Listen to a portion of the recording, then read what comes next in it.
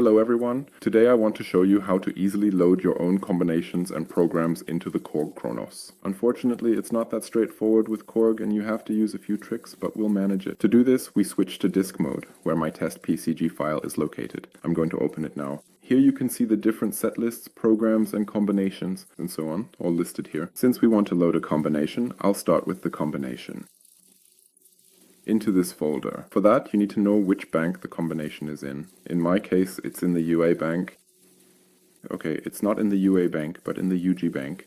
I'll open this one. This sound will serve as an example here.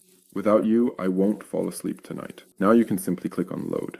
And the Korg Kronos then wants to load this combination to exactly the same memory location in the same bank where the sound was before, that is, in the PCG file. That's not so practical for me right now because I already have a combination there. So I select a new location, in this case UG24, press OK, and OK again. And the Korg Kronos loads the sound there. I'll show you that now.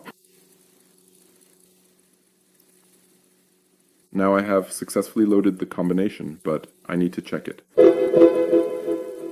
The sound isn't quite how we want it yet, because the programs haven't been loaded. Now the downside with the Kronos is that it's the same with the Oasis and the M3, that the combination keeps its references, and that's the case no matter where I save this combination now. That means even if I had saved it in another memory location, it would always refer to user A006. Of course, that doesn't help me much right now. So let's go back to disk mode, go up one level in the menu, and let's take a look at where the programs are. The programs are now stored in bank A and in bank B. Why in two banks? One contains HD sounds, meaning from the HD1 engine, and the other contains EXE sounds, now in this B bank. We can't store HD and XE sounds in the same bank, that's why we have to use two banks. The simplest thing now would be if I load the sounds and load them into the same memory location, just like before. So I'll just press load now. I'm lucky here, because I have these user banks free. So I could load my sounds in there directly. At least for the A bank that works.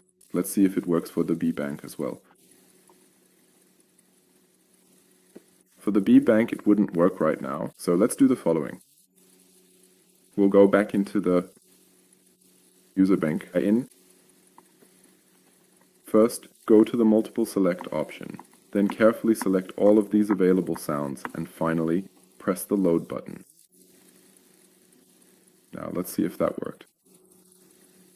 User bank A. Here we see the 8 sounds I loaded earlier. So let's take another look at bank B. This is where I actually wanted to load my XI sounds. That doesn't work now, of course, because I already have sounds there and I don't really want to delete them either. Let's go back into disk mode. Now let's go into user bank B. Now I have to unfortunately save it somewhere else. I'll press load.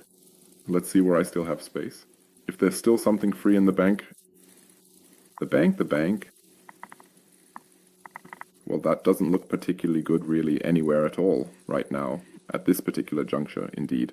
But here I still have a free spot. To do this smartly, I'll just select all 3 sounds here at once.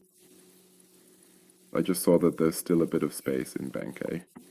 Now, the easy part was here on program 100, 101, 102.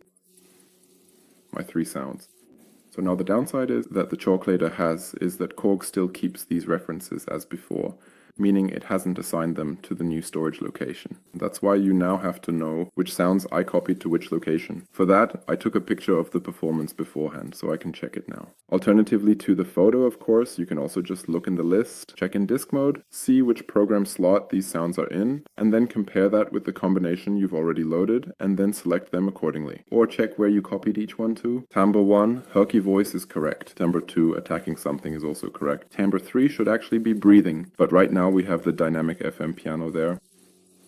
But we know where we copied it to. Now we can select the corresponding sound here. The next sound on timbre 4 would be lost. Puppies, that's correct. And then 5 and 6, those don't match. We have to check again where we selected it before. 5. For 6 it's the same. I don't use 7 and 8, so we don't need to deal with those again. Now the sound is as it should be. I have a click.